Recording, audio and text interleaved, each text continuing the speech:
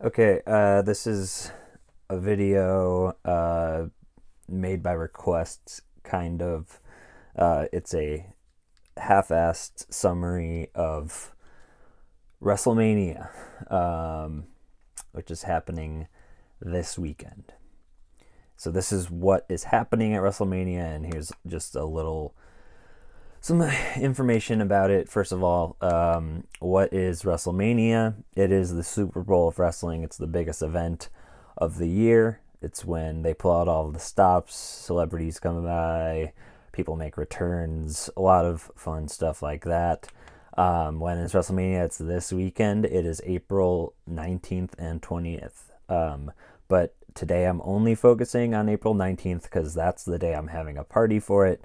If you want to hear about April 20th, 420 Easter, let me know and I can tell you about that. But I'm just going to be talking about what's happening this Saturday, night one of WrestleMania. Um, it's taking place this year in Las Vegas, Nevada.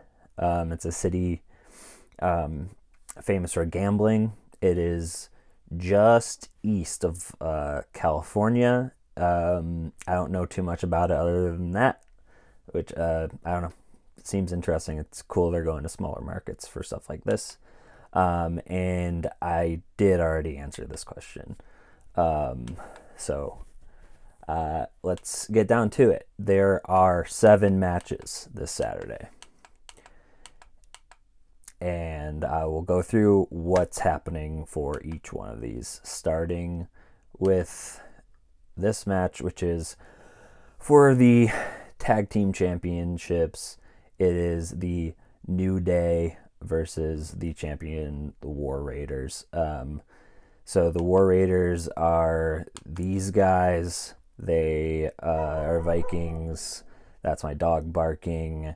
They probably voted for Trump. They went through a bunch of different names. They were the War Machine, then War Raiders, then Viking Experience, then the Viking Raiders, and now War Raiders again. Probably very exhausting for all them. They're the champions. This is the New Day. They are a group. It was starting on the left. I think it's Kofi Kingston. The middle's Big E Langston. He's not Big E Langston, just Big E. He used to be Big E Langston. And then Kofi Kingston. And they got by on the power of positivity. They used to sell a product called Booty-O's, which was a cereal that made sure you weren't booty. This is Big E, as I mentioned before. He legitimately broke his neck. He can't wrestle maybe ever again. We hope not, but it seems like he's done forever. And New Day went through like a tough spell after he broke his neck, so they recently blamed Big E for all their troubles and turned their backs on him, as you can see in this heartbreaking moment. So New Day are bad guys. I don't really know why they're facing War Raiders for the titles, other than they've been around for a while, and I guess that they kind of deserve it for that. So next match is Jade Cargill versus Naomi. Naomi is cool, does glow in the dark dances. Jade Cargill is strong. They were part of a team last year at WrestleMania with Bianca Belair. Also, I should mention this is the first time 2 women have had a match at WrestleMania against each other with no stipulation or anything, or championship. So this is the first time that 2 women have just faced each other because there's a grudge in 41 years. It's crazy. But anyway, this is them together. They then one day Jade showed up and was hurt on car. She was thrown on top of a car, and there was an indentation, and the glass broke. And everyone was like, "Oh, I wonder who did this, who attacked Jade." And then at the Elimination Chamber pay-per-view last month, yeah. Next match, not Chad Gable, El Grande Americano versus Rey Mysterio. Rey Mysterio is the best luchador of all time, arguably. He has been wrestling since and national television since 1995. And then Chad Gable is just a kind of normal white guy. He was an Olympic wrestler. He's very good. The reason I bring him up is that people have suspicions that he is now the luchador El Grande Americano. He wants to beat all the luchadors, so now he's dressed up as one. And Rey Mysterio is taking umbrage with that and is now facing him at WrestleMania. Next match, we got LA Knight versus Jacob Fatu. LA Knight says, like, yeah.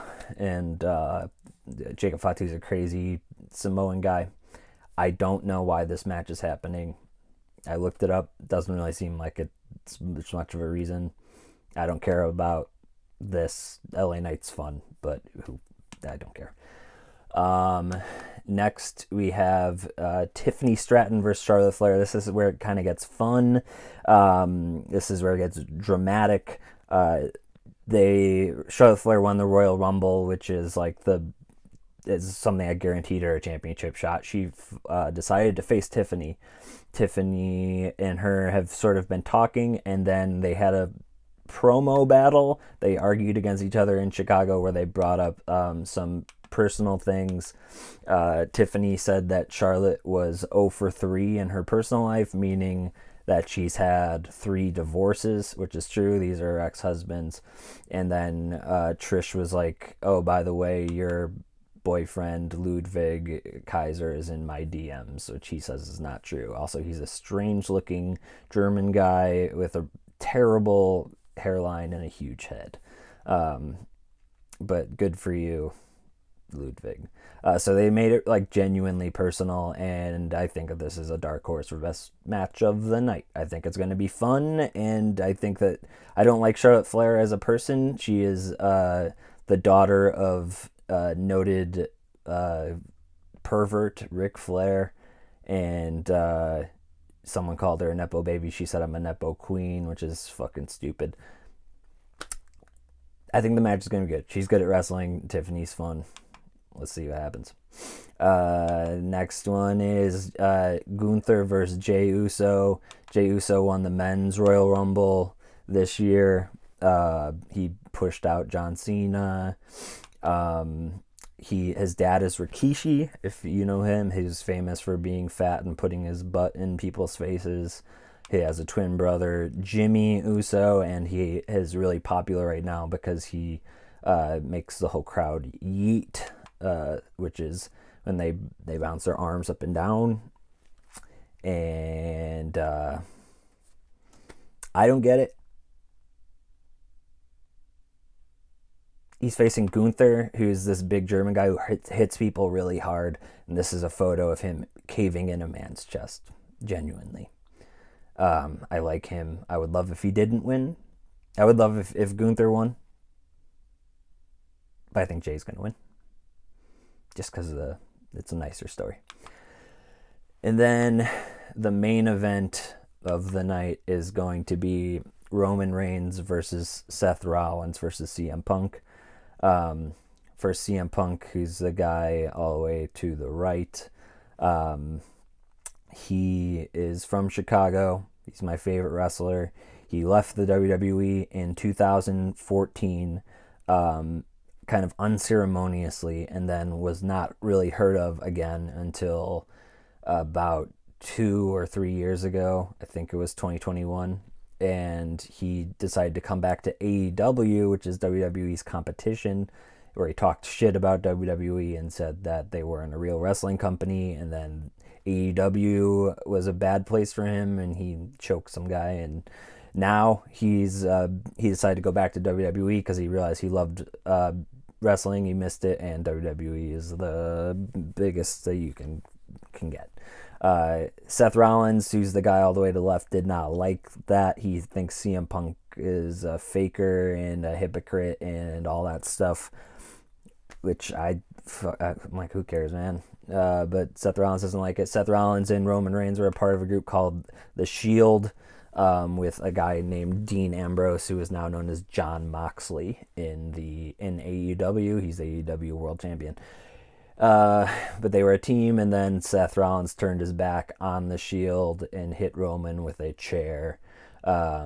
So they hate each other, and then he hates CM Punk. CM Punk, I guess, is mostly fine with Roman. Roman's sidekick is Paul Heyman. He's just a guy who looks like a Tim and Eric character, and he CM Punk was owed a favor by Paul Heyman, so his favor is that Paul Heyman gets to be in CM Punk's corner instead of Roman Reigns's, which I don't understand why that's a big deal, but I guess we'll see this coming Sunday at WrestleMania. Thank you so much for watching. I really wanted this to be under 5 minutes, and it's 11 minutes. God bless, and God bless our troops. Let's get those boys home.